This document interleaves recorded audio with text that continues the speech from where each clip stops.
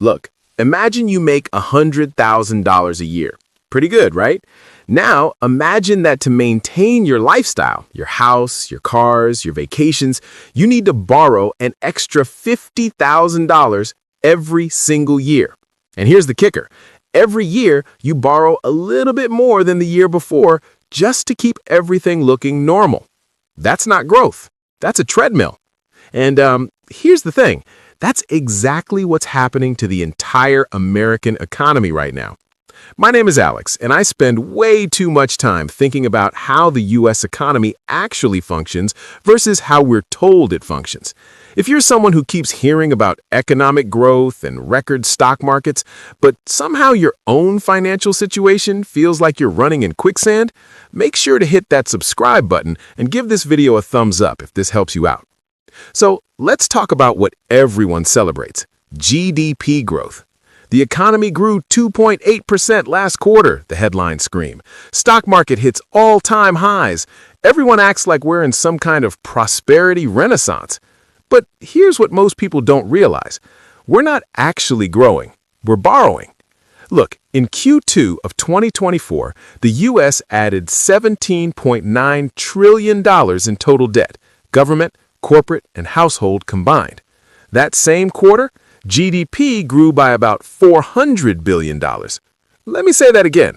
We borrowed $17.9 trillion to create $400 billion in economic activity. That's like putting $45 on your credit card to buy a $1 coffee and calling yourself financially successful because, hey, you got coffee. Here's the thing that keeps me up at night. In 1980, every dollar of new debt created roughly 70 cents of GDP growth. Not great, but okay. It's like borrowing money for a business that generates some return. By 2000, that dropped to about 40 cents of GDP per dollar of debt. Today, we're looking at around 2 to 3 cents of GDP growth per dollar of new debt. That's not an economy. That's a Ponzi scheme with extra steps. The Congressional Budget Office, not some conspiracy theorist, literally the government's own accountants, projects that by 2034, the U.S. will be spending more on interest payments for our debt than we spend on defense, more on interest than Medicare. We'll be paying roughly $1.7 trillion per year just in interest, not paying down the debt, just interest. That's like having a credit card with such a high balance that your minimum payment doesn't even cover the interest charges anymore, so your debt just grows automatically every single month. Now, you might be thinking, okay, Alex, but debt isn't always bad. What if we're borrowing to invest in infrastructure, education, things that create future value? About that. Here's where it gets really interesting. According to the Treasury Department's own data, in fiscal year 2023, the federal government spent about $6.1 trillion, but it only collected $4.4 trillion in revenue. That $1.7 trillion gap, that's the deficit we borrowed. But look at what that borrowed money funded. Social Security, $1.3 trillion. That's not investment, that's consumption. It's paying current retirees with money we don't have. Medicare and Medicaid, $1.5 trillion. Again, current consumption. Defense, $800 billion. Some of that could be considered investment, but let's be honest, a lot of it is just maintaining current operations. Interest on existing debt, $659 billion in 2023, climbing fast. So we're not borrowing to build the future, we're borrowing to pay for today. We're borrowing to maintain the illusion that we can afford our current lifestyle.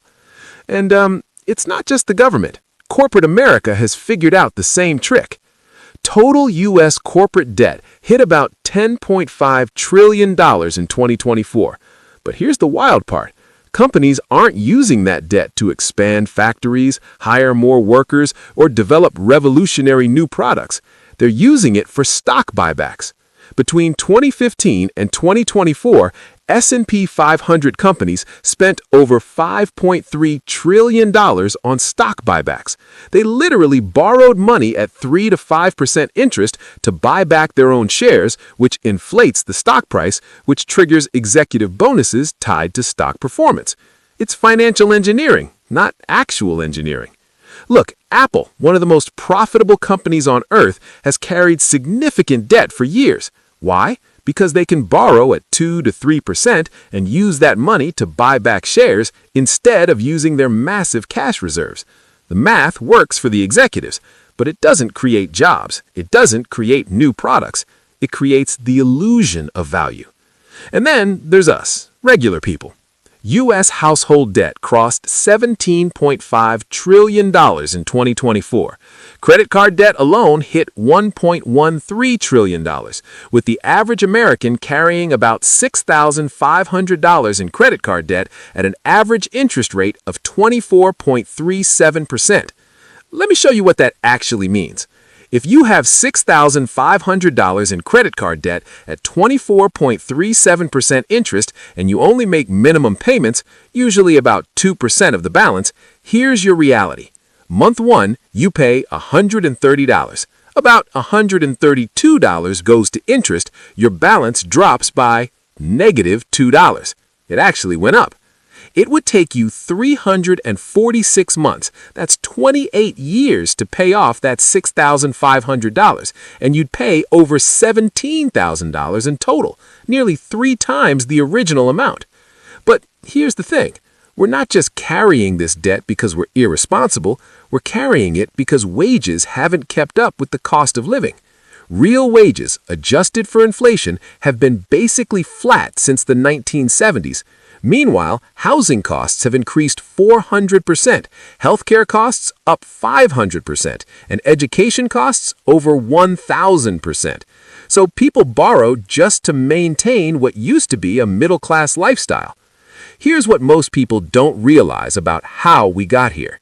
There was a fundamental psychological shift in America starting in the 1980s. Before that, debt was seen as something shameful, something you avoided. Your grandparents saved up to buy things. They paid cash. The idea of borrowing money to go on vacation would have seemed insane. But then, something changed. Financial deregulation in the 80s made credit easily available. Marketing convinced us that we deserved things now, not later.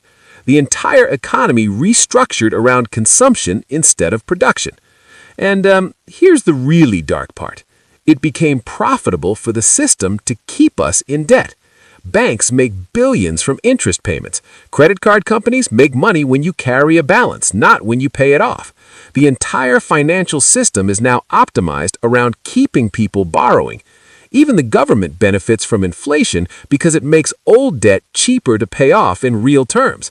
If you borrowed $1 trillion when inflation was 2% and now inflation is 4%, you're effectively paying back less in real purchasing power. The whole system is designed to encourage borrowing and discourage saving.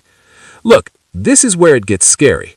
We're in what economists call a debt trap, when your debt gets so large that you can't grow your way out of it anymore.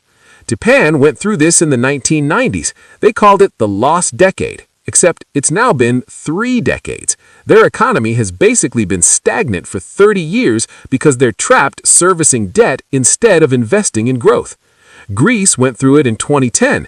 Their debt to GDP ratio got so high that they needed international bailouts and implemented crushing austerity measures that devastated their middle class. The U.S. debt to GDP ratio is now around 123%. That's higher than it was after World War II, and back then we actually had something to show for it. We'd won a war and had the only major manufacturing base left standing. Now, we've got nothing but obligations. Now, you might be thinking, okay, Alex, this sounds bad, but what does it mean for me personally? Here's what it means. If you're under 50, Social Security probably won't exist in its current form by the time you retire. The Social Security Trust Fund is projected to be depleted by 2033. At that point, the program will only be able to pay out about 77% of promised benefits. That's not some doomsday conspiracy theory. That's from the Social Security Administration's own trustees report. Medicare is in even worse shape, with its trust fund projected to run out by 2031. So the generation that's currently working, paying into these systems with every paycheck, might not see those benefits when they need them. And the politicians know this, but nobody wants to be the one to tell Americans that the retirement they've been promised isn't going to happen. All right, so here's the part where I tell you what to actually do about this, because just understanding the problem isn't enough. First, assume you're on your own for retirement. Don't count on Social Security. Don't count on government programs. Build your own financial independence. Max out your 401k. If your employer matches, that's free money. Take it. Aim to save at least 15 to 20% of your income for retirement, more if you can. Second, get out of consumer debt as fast as humanly possible. That's $6,500 in credit card debt at 24% interest. That's an emergency. That's a financial fire that's burning down your future. Use the avalanche method. Pay minimums on everything, then throw every extra dollar at the highest interest debt first. If you have $500 extra per month, that same $6,500 debt is gone in 15 months instead of 28 years. Third, build inflation hedges into your portfolio. Real assets, things that maintain value when currency devalues. Real estate, if you can afford it. Index funds that track actual productive businesses, even some commodities exposure. The government will print money to service its debt. That means inflation. Your savings account at 0.5% interest is losing purchasing power every single year. Fourth, increase your income. Look, in an economy built on debt, the only way to win is to be a creditor, not a debtor. That means having excess income to save and invest. Side hustle, negotiate raises, change jobs if you need to. Job switching is the fastest way to increase income in the current market. The average raise for staying at your job is 3 to 4%. The average raise for switching jobs is 10 to 20%. Fifth, live below your means. I know, that sounds preachy, but here's the thing. The entire consumer economy is designed to make you feel like you need things you don't actually need. You don't need the new iPhone every year. You don't need a $50,000 car. You don't need to eat out 5 times a week. Every dollar you don't spend on consumption is a dollar you can invest in your future. Here's the brutal truth that nobody in power wants to say out loud. The America we were sold, work hard, play by the rules, retire comfortably, that America is gone. It's been replaced by a system that keeps most people on a treadmill, borrowing to maintain a lifestyle they can't actually afford, while the people who understand the system extract wealth from everyone else. The economy isn't growing through innovation and productivity anymore. It's growing through financial engineering and debt accumulation. But here's the thing. You don't have to play that game. You can opt out of consumer debt. You can build real wealth through saving and investing. You can create your own financial security instead of depending on systems that are literally going bankrupt. It's harder than it used to be. It requires more discipline. It means saying no to things that everyone around you is saying yes to. But the alternative is spending your entire life on that treadmill, borrowing from your future to pay for your present, until one day you wake up at 65 with nothing saved and a government that can't help you. Look, if this video made you think differently about the economy and your own finances, do me a favor and share it with someone who needs to hear this. Hit that subscribe button so you don't miss future videos where I break down more of the financial reality that nobody else wants to talk about. And most importantly, take action. Don't just watch videos about money. Actually do something today, even if it's small, to improve your financial position. Because the economy might run on debt, but your personal finances don't have to. I'm Alex, and I'll see you in the next one.